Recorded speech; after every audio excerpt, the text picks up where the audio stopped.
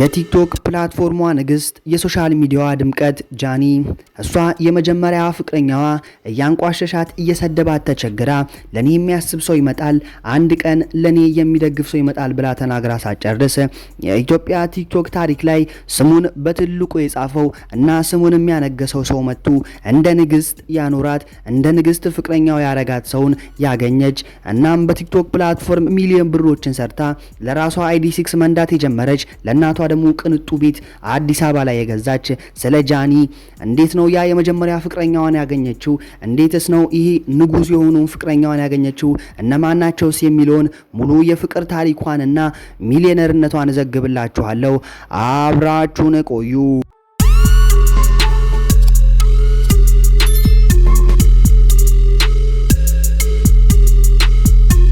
ጃኒ ከልጅነቷ ጀምሮ አርቲስት የመሆን ጽኑ ፍላጎት ነበራት። እናም ይህ ጽኑ ፍላጎቷን ለማሳካት ስትል ምንም ሳይኖራት በልጅነቷ ነው ወደ አዲስ አበባ የመጣችው። እናም አዲስ አበባ መጥታ ብዙ ነገሮችን መሞከር ትጀምራለች። አይዶል ላይም ትወዳደራለች። ግን ለጃኒ ብዙ ነገሮች አልተሳኩላትም። ጭራሽ አርቲስት የመሆን ፍላጎቷ ጫፉ ላይም አልደረሰችም። እና ግን በድንገት የሆነ ታላቅ ነገር ይፈጠራል። የቲክቶክ ፕላትፎርም ለዓለም ይተዋወቃል። ኢትዮጵያ ላይም ቡም ብሎ ይፈነዳል። እናም ጃኒ በዚህ መሃል ብዙ ነገሮችን ትሞክር ስለነበረ ቲክቶክ ፕላትፎርም ላይ አርቲስት የመሆን ፍላጎቷን ለማሳካት ስትል ቪዲዮዎችን መልቀቅ ትጀምራለች። እና ጃኒ በጣም ተወዳጅና ሰዎች አንዴ አይተው የሚወዷት አይነት ልጅ ስለነበረች የምትለቃቸው ቪዲዮዎች ታዋቂነትን ለማግኘት ብዙ ጊዜ አልፈጀባቸውም። እና ቲክቶክ ፕላትፎርም ላይ የዞረሽ መንገድ ላይ ሰዎችን በማቀፍ የምትሰራው ቪዲዮ በጣም ብዙ ተቀባይነት አግኝቶ ጃኒን በጣም ታዋቂ ያደረጋት። እና በዚህ መሃል የላይቭ ስትሪሚንግ ይጀመራል። እና ቲክቶክ ላይ ገንዘብ የሚሰራበት ቀጥተኛው መንገድ ላይቭ ስትሪም ላይ ትገቡና ሰዎች በሚሰጧችሁ ጊፍት በዶላር ተገዝቶ ሰዎች ለናንተ በሚሰጧችሁ ጊፍት ያ ጊፍት ገንዘቡ ግማሹ ለቲክቶክ ተደርጎ ግማሹ ደግሞ ለናንተ የሚሰጥበት ሲስተም ሲፈጠር ሰው ሁሉ እሱን መስራት ይጀምራል። በዛ መሃልም ጆን ዳንኤል የሚባል አንድ ቲክቶከር ብቅልና ላይቭ ስትሪሙ ላይ ይነግሳል። ጆን ዳንኤል የላይቭ ስትሪሙ ንጉስ ነው የሚባለው። እዛ ላይ ብዙ ገንዘቦችን ይሰራል፣ ብዙ ተመልካቾችም አሉት። እና እሷም በዛን ጊዜ ላይ ላይቭ ስለምትገባ በመሃል ሁለቱ ይተዋወቃሉ፣ ጆን ዳንኤል እና ጃኒ። እና በዚህ መሃል ፍቅር ውስጥ ይገባሉ። ጆን ዳንኤል እና ጃኒ ቲክቶክ ላይ የተቃቀፉ እየተሳሳሙ ቪዲዮዎችን መለቀቅ ይጀምራሉ። እና ሁለቱ ፍቅረኛ ማቾች ሆነዋል ማለት ነው። እናም ላይቭ ስትሪም ላይ ግን ጆን ዳንኤል በጣም እንደሚያንቋሽሻትና እንደሚሰድባት ብዙ ጊዜ ሪከርድ ተደርጎ በሚወጡ ቪዲዮዎች ላይ ይታያል። እና ላይቭ ስትሪም ላይም ሲሳደባት ብዙ ጊዜ ታይቷል። እና ይህ ነገር ደግሞ በጣም ጃኒን ያስከፋት ስለነበረ አንድ ቀን ላይቭ ላይ እንዲህ ብላ ተናግራ ነበረ። አንድ ቀን ለኔ የሚደግፍ ለኔ የሚያስብ ሰው ይመጣል ብላ ተናግራ ነበረ። ይህ ማለት ደግሞ ጃኒ ወይም ስመኝ ገብሩ ከጆን ዳንኤል ጋር ያላት ግንኙነት በጣም አስከፊ እንደሆነባትና እንዳሳዘናት የሚያሳይ ነገር ነው። ይህ ብቻ አይደለም። ጆን ዳንኤል በመሃልም ናዮ ከምትባል ሴት ጋር ግንኙነት እንደጀመረ የሆነ ጊዜ ላይ ግልጹ ነው ወጥቷል። ያ ነገር እንዴት እንደተፈጠረ ልንገራችሁ።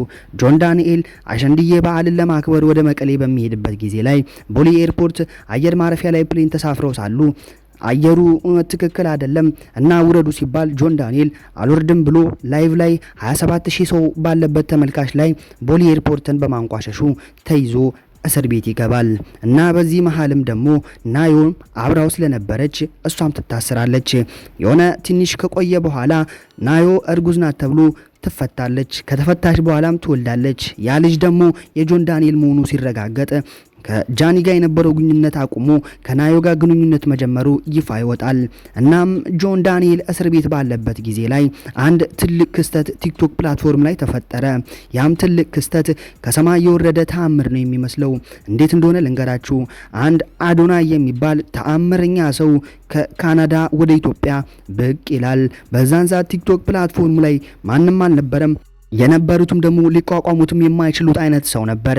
እና ይህ አዶናይ የተባለው ግለሰብ ቲክቶክ ላይ በትልቁ ንጉስ ሆኖ ይቀመጣል። እና እሱ የሚለቃቸው ቪዲዮዎች በጣም ቫይራል ይወጣሉ። ነገሮችንም በየቦታውም ሁሉ ነገሩንም መቆጣጠር ይጀምራል። ቲክቶክ ፕላትፎርም ላይ ስትገቡ መጀመሪያ የሚመጣላችሁ የአዶናይ ቪዲዮ ነው። በቀን ውስጥ ቢያንስ እስከ 50 ጊዜ ድረስ የአዶናይ ቪዲዮ የቲክቶክ ፎር ዩ ፔጃችሁ ላይ ይመጣል።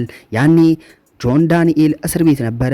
አዶናይ ግን ቲክቶክ ላይ እየነገሰ እናም ከትንሽ ቆይታ በኋላ ይህ አዶናይ የሚባለው የቲክቶከሩ ንጉስ ጃኒን ይዟት ቲክቶክ ፕላትፎርም ላይ ብቅ ማለት ይጀምራል እና የሁለቱ ግንኙነት መጀመሪያ ላይ ጀስት በቃ እንደ ቲክቶከር አይነት ነገር ነው ቢባልም የቆየ የዋለ ያደረ ሲመጣ ግን የቲክቶኩ ንጉስ አዶናይ ጃኒን የሚንከባከብበት መንገድና የሚያይበት መንገድ ግን ፍጹም ከተለመደው ውጪ የሆነ ነው። እሷን ሆቴል ውስጥ ይዞ እያቀፋት ይገባል። የተለያዩ ቦታዎች ላይ በተደጋጋሚ አብረው ይታያሉ እና ይህ ደግሞ ፍቅረኛ መሆናቸውን የሚያሳይ ግልጽ ነገር ነው። እናም በየቦታው እሷን ይዞ ይሄዳል፣ ይንከባከባታል፣ ያቅፋታል፣ ጫማዋን ያደርግላታል። ላይክ ፕሪንሰስ ትሪትመንት በሉት ለሷ የሚሰጠው እና በዚህ መሃልም ጃኒና አዶናይ አብረው መሆን ይጀምራሉ። አዶናይ ቪዲዮዎችን እየለቀቀ ኢትዮጵያ ውስጥ ታይቶ የማይታወቁ ታምራቶችን ማድረግ ይጀምራል። ለተለያዩ ሰዎች መኪና መሸለም፣ ፎሎወሮቹን በጣም ማደግ ይጀምራል። በሚሊዮን የሚቆጠሩ ፎሎወሮች ባንድ ይገቡለታል። ጃኒም በዛው ልክ እውቅናዋ እየጨመረ ይሄዳል። ሁለቱ በጣም ቲክቶክ ላይ መታየት ይጀምራሉ። እውቅናቸውም በላይ እየጨመረ ይሄዳል እና በዚህ መሃል ደግሞ ትንሽ ቆየት ሲል ጆን ዳንኤል ከእስር ቤት ይፈታል። ጆን ዳንኤል ከእስር ቤት ተፈቱ። ላይቭ ስትሪሚንግ ይጀምራል። በዚህ መሃል ግን የአዶናይና የጃኒ ግንኙነት አልተመቸውም። በመሃልም ትልቅ ነገሮችን እንዲፈጠሩ ያደርጋል። የእነዚህ የተፈጠሩ ትልቅ ነገሮችም እንዴት እንደተፈጠሩ ላስረዳችሁ። ጃኒ አንድ ትልቅ ቪዲዮ ትለቃለች። እያለቀሰች ያነባች እንዲያለች የሆነ ሰው ደብድቦኛል፣ ይኸው አቁስሎኛል፣ ቲክቶክ አካውንቴንም እያዘጋብኝ ነው፣ በህግም ይዣለው፣ ተወኝ እያልኩት ሊተወኝ አልቻለም ብላ ቪዲዮ ሰርታ ትለቃለች። ወዲያው በቅጽበት ደግሞ የምላሽ ምት የሚመስል ጆን ዳንኤል አንድ ነገር ይለቃል። ያ የለቀቀውም ነገር አስደንጋጭ ነው። እናም እንዲህ ነው ነገሩ። ጆን ዳንኤል የሆነ ሪከርድ የተደረገ የስልክ ቮይስ ይለቃል። ያ ቮይስም እንዲህ ነበር የሚለው እኔ ራቆቴን ነኝ፣ አንተ ናፍቀኸኛል እያለች ጃኒ ለጆን ዳንኤል ደውላ የነገረችውን የስልክ ጥሪ በቲክቶክ ፕላትፎርም ላይ ይፋ ያወጣዋል። ይህ ነገር ደግሞ ቀጥታ አዶናይን ይነካዋል። ይህ ማለት ከአዶናይ ጋር አብራ በነበረችበት ጊዜ ጆን ዳንኤል ናፍቋት ስልክ እንደደወለችና አዶናይ ላይ ቺት እንዳረገች የሚያሳይ ማስረጃ ነው እና ይህ ነገር ድፍን የኢትዮጵያ ሕዝብን አስደነገጠ። ሶሻል ሚዲያን የሚከታተል ሰውን አስጮኸ። ሶሻል ሚዲያ ላይ ለረጅም ጊዜ ጃኒ ተሰደበች፣ አዶናይም እንደ ምስኪን ታየ። በዚህ መሃልም አዶናይ በትልቁ ይጎዳና ቲክቶክ ፕላትፎርም ላይ ለ2 ቀን ያህል ዝም ብሎ ይጠፋል። በጣም አደገኛ ነገር ነበር የተፈጠረው እና በዚህ መሃልም ጃኒ የቲክቶክ አካውንቷ ተዘግቶ ወደ 2 ሚሊዮን ተከታዮቿን አጣ። እሷም ጉዳት ላይ ነበረች እና ይህ ነገር ሁሉ ተፈጥሮ በቃ ተለያዩ ተብሎ በጣም ብዙ ነገር ይፈጠራል ተብሎ ብዙ ሰው በጉጉት የጠበቀ ነበረ እና አዶናይም ከእንደገና አጎግሞ ተመልሶ ቪዲዮዎችን መስራት፣ የእርዳታ ቪዲዮዎችን መስራት ይጀምራል።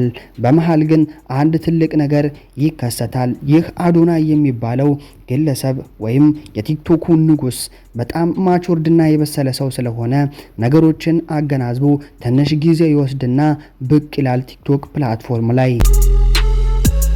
የኢትዮጵያ ሕዝብ ድፍን ጃኒን ይሰድባታል፣ ጃኒን ያዋርዳታል ወይም ደግሞ ይተዋታል ተብሎ ሲጠበቅ አዶናይ ግን ቆሞ ፊትለፊቱ ካሜራ አቁሞ ለጃኒ መሟገት ይጀምራል። እንዴት እንደዚህ ታደርጓታላችሁ? ለምን መጥፎ ነገር ትናገራቷላችሁ? እሷ እኮ ራሷን ለመቻል የሞከረች ነው ብሎ ሙሉ ለሙሉ ከጃኒ ጎን ይቆማል። ይህ በጣም አስገራሚ ነገር ነው እና ጃኒንም ይህ ነገር ያስደነግጣታል። እሷም በእርግጠኝነት አልጠበቀችውም እና ጆን ዳንኤል ይህን ነገር ፈጥሮ ምንም ስላልተፈጠረ በጣም ይናደዳል። እናም በተደጋጋሚ የአዶናይንም የቲክቶክ ፕላትፎርም ለማዘጋት ብዙ ነገሮችን ያደርጋል እና ግን የአዶናይ እንቅስቃሴን በጣም ስማርትነት የሞላው ነውና ከዓለም አቀፍ የዜና አቅራቢ ጋራ ከዲናል ፔጅ ጋራ ተገናኝቶ አካውንቱን ቬሪፋይ ለማስደረግ ነገሮችን ተንቀሳቅሶ አካውንቱን ቋሚ አድርጎ እንዳይዘጋ አድርጎ ያስቀምጠዋል። እናም ይህ ነገር ደግሞ ጆን ዳንኤልን አናዶታል።